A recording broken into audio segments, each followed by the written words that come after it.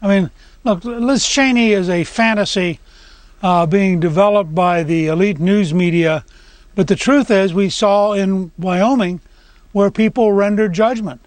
You can't get 29% of the vote and turn around. She compared herself to Abraham Lincoln, who, by the way, got 53% of the vote for the Senate, but because the state legislature made the choice, Douglas won. But Lincoln got 53% of the vote. He didn't get 29. I think Liz has no future. She can run around the country. She has $7 million in the bank of political money. She can feel good. The New York Times will love her. The Washington Post will love her. I'm sure that ABC, CBS, NBC, CNN, MSNBC, they'll all love her. But the country won't love her. And she told us clearly last night how totally biased the January 6th committee is when she said she would do anything to stop Donald Trump. Now, how can you have a vice chair of a supposed committee who says up front, I'll do anything to stop him, now let's have a hearing? It's just proved the hypocrisy of what she's been doing.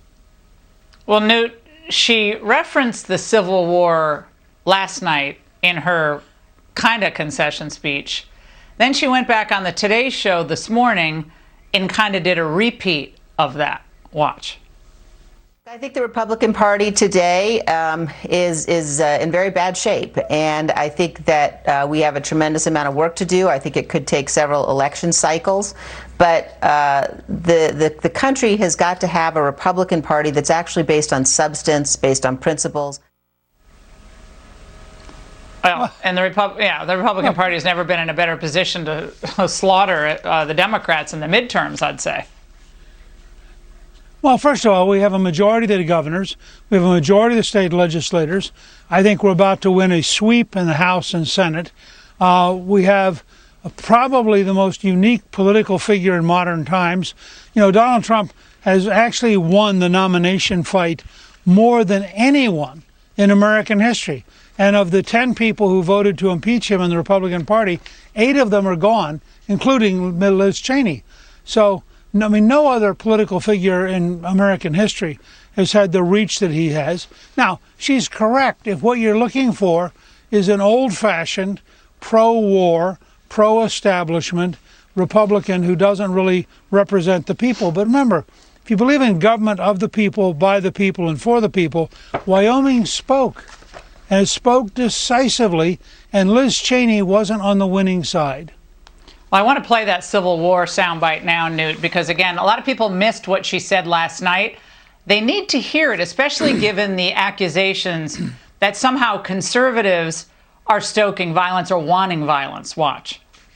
I am absolutely going to continue this battle. I think it's the most important thing I've ever been involved in, and I think it's certainly the most important challenge that our nation has faced in recent history, and maybe since the Civil War.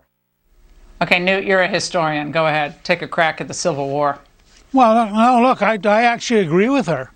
I think the crisis today between the deep state establishment and the bureaucracy, the fact that they are now using the government as an instrument of power to terrorize people, to lock up people, to intimidate people, I think we are in a real crisis. And I think the debate over the next few years is going to be the most important debate since the Civil War. The difference between Liz Cheney and the rest of us is most of us believe that the American people ought to govern, not the bureaucrats, that the values of America should be reinforced, not the values of woke organizations.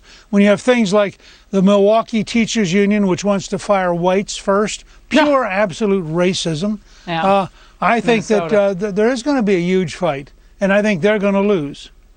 Yeah, they're afraid of the people. The Civil War, they don't want the people to have any say in the decision making, and they want to make all the decisions themselves. So I guess that is going to be the battle royale. Newt, I knew you'd be great tonight, but